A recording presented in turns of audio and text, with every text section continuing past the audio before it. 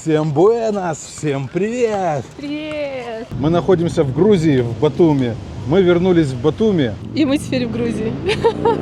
И сейчас мы расскажем, что мы здесь делаем, почему мы вернулись. Собираемся мы лететь назад в Латинскую Америку. И как докатились мы до жизни такой. Будет несколько пунктов, почему мы вернулись, но их всех можно объединить в один. Бабки! Бабки! Бабки, бабки, сука, бабки! Сука! Я косметолог. Для работы косметологом в Аргентине обязательно необходима лицензия. Процесс получения этой лицензии очень длительный. Если работать без нее, можно попасть на огромные штрафы. Колоссальные огромные штрафы. Вот чего я боялась в первую очередь. Работаю я давно, у меня хороший, красивый, раскрученный Инстаграм. Мы запустили рекламу. И, конечно, у меня появились клиентки среди славянских русскоговорящих девчонок. И я даже успела провести одно обучение по мезотерапии. В общем и среднем мой доход составил около $800 за месяц. Но я тревожный человек по своей натуре. Меня пугали, что могут сдать врачи, хотя там небольшая конкуренция, но местные специалисты могут сдать меня, и я получу огромный штраф. Конечно, надо мной висел груз вот этого всего.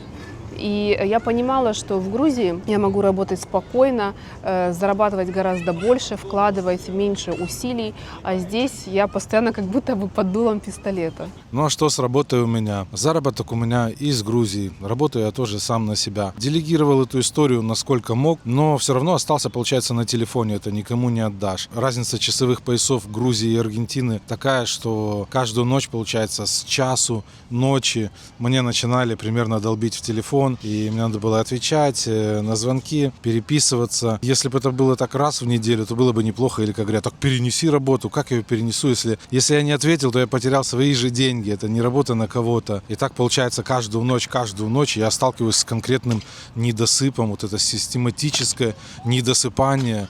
Там с часу до 5 у меня уже такой голимый сон до 6. А утром мне также надо вставать и какие-то головники решать вместе со своей семьей.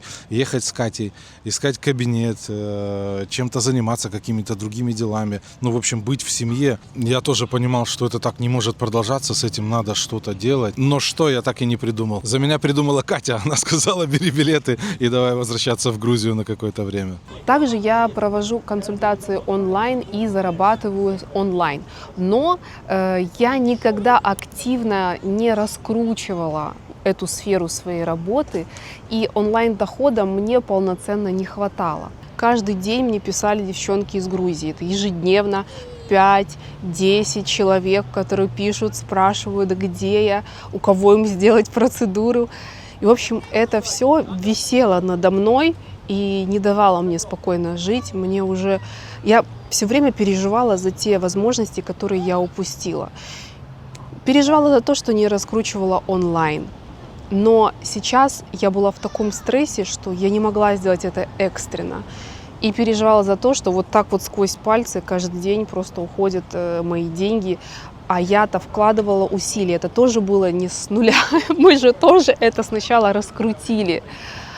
В общем, вот эти переживания не давали мне насладиться, и окунуться в новую жизнь. Также нас смутила плавающая перспектива получения гражданства. Мы приехали в такое время, когда все в Аргентине менял милей. Получение документов, подача документов, все было не так, как раньше.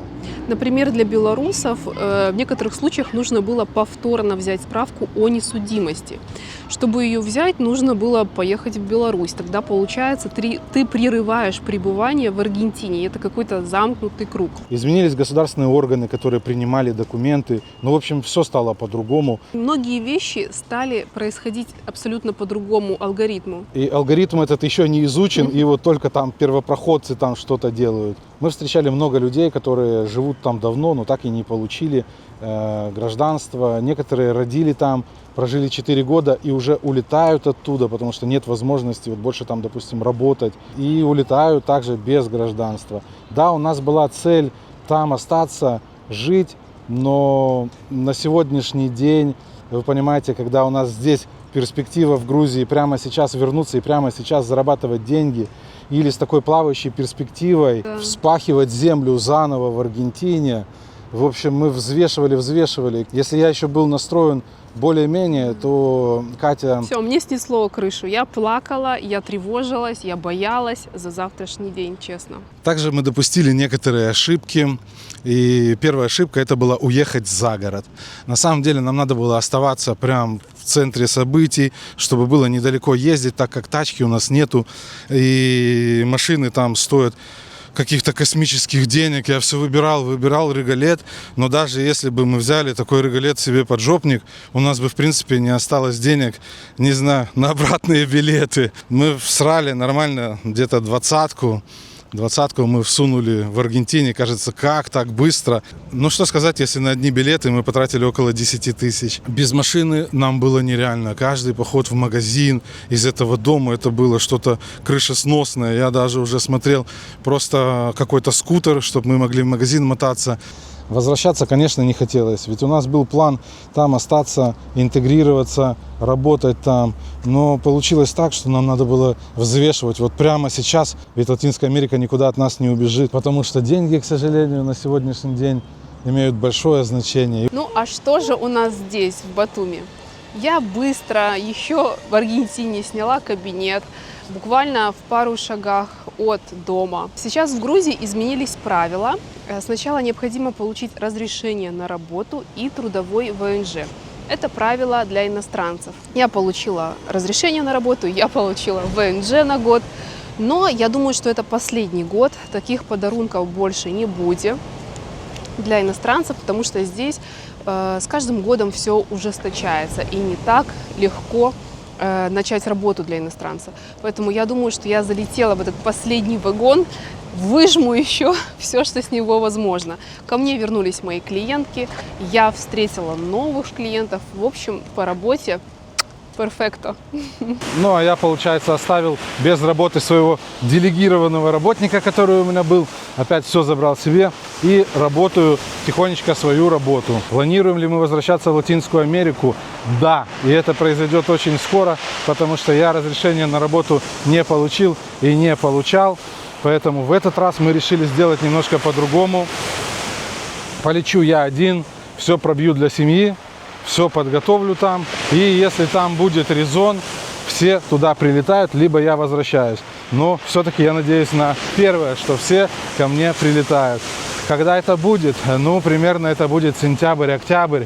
А куда это будет, я оставлю загадкой, поэтому следите за каналом Латинская Америка. Снова учу испанский язык, поэтому все впереди. Латинскую Америку я ни в коем случае не хочу отпускать. Я считаю, что это единственное и самое лучшее перспективное направление на будущее для меня и моей семьи, ну и, возможно, вообще для многих людей. Потому что причины я перечислять сейчас не буду. Кто знает, тот знает. Кто поймет, тот поймет. После Игуасу мы собрали чемоданы и прилетели в Грузию, в Батуми. Честно говоря, ступила я на грузинскую землю как на родную. Как нас здесь встретили? Ну, как родных, соответственно. В магазине сразу напихали нам кучу подарков, собрали нам пакет вина. Не буду лукавить, аргентинское вино гораздо круче, но здесь его вот так вот бесплатно могут дать.